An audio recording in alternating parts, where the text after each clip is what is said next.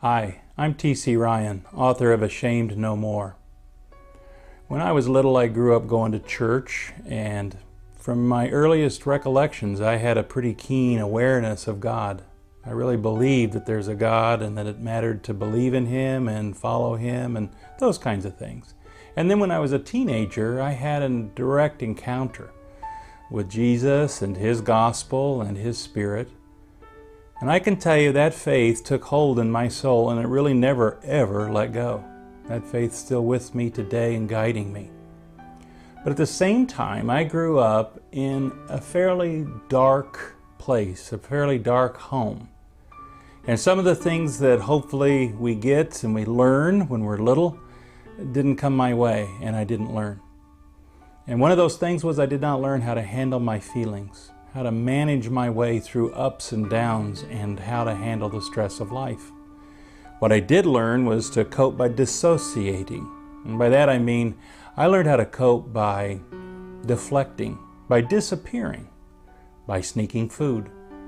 And then when I became a teenager and I became aware of my own sexuality and also the sexuality of others and the limitless power of imagination and lust and self-gratification. Oh, I discovered something so intoxicating. I could create an imaginary world where I was in charge, where it was all about me, where I was taken care of, where I made myself feel really good.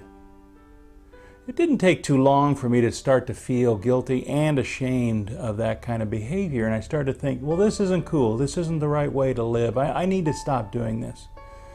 What I didn't realize was I'd become really dependent upon this way of managing my moods and my feelings and my stress and my day. It's how I got through life. I don't know when it happened, but somewhere along the line I crossed the line from having a set of behaviors, a pattern of behaving that turned into a compulsive life. It took on a root of itself in my soul. Frankly, I became an addict. We didn't use that language about sex back then, but that's what happened with me. Sex addiction is probably an unfortunate term. What it really means is a symptomatic condition where somebody has trouble with intimacy, trouble with genuine intimacy, connectedness with themselves, genuine connectedness with their Creator, and genuine and healthy connectedness with others. It's an intimacy disorder, and sex is just something that you develop a relationship with as a way of handling life and creating good feelings, even though they're based upon lies or based upon things that aren't healthy or true. Well, like I said, I had a genuine faith, and so that faith kept my compulsive behavior from going all the places that it might have gone, but it did create some bit of a struggle within me because I felt so guilty and I felt ashamed. And those are two different things. Guilt is when we do something wrong. Shame is when we think there's something wrong with me. Guilt is when I know I've done a bad thing. Shame is when I think I'm a bad person. And I was awash with shame. I would promise God, I'm going to stop this behavior, but then after I'd stopped for a day or two or three, I'd go back to it and I just felt worse. And what I had no way of knowing was that just reinforced my sense of dis-ease, disintegration, unhappiness, lack of intimacy with my genuine self, as well as my sense of my relationship with my Creator, and it kept isolating me from other people. Because that's what shame does, it makes us hide. What I didn't realize is that shame reinforced the four fundamental, faulty, core beliefs that everybody who struggles with compulsive sexual behavior believes. 1, there's something wrong with me. I'm a broken person. 2, if you knew who I really was, you would not want to be my friend. 3, I cannot count on other people.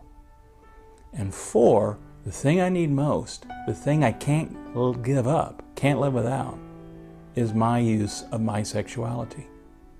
Now, all 4 of those are lies, but shame is the biggest lie because it says these things are true and you can't trust anybody else and you have to fix this on your own.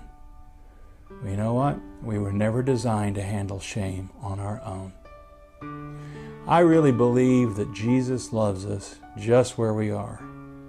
But I also believe that Jesus never intends to leave us where we are. And that means we will have to deal with our shame. I'm T.C. Ryan, and you were never meant to live in shame.